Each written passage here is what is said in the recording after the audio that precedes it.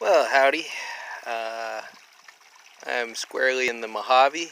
I thought I'd show you my desert chocolate waterfall that I built.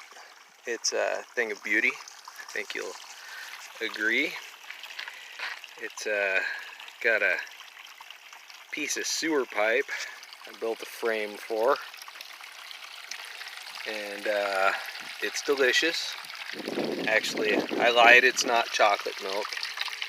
To quote the B-boys, you think it's chocolate milk, but it's watered down yoo-hoo. Goes down into this banjo pan to catch anything that might possibly have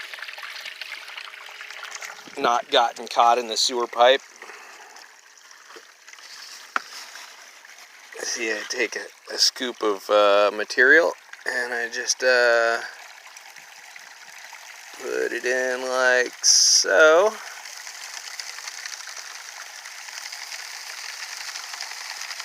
And with all those riffles, if there's any gold in there, it'll get caught.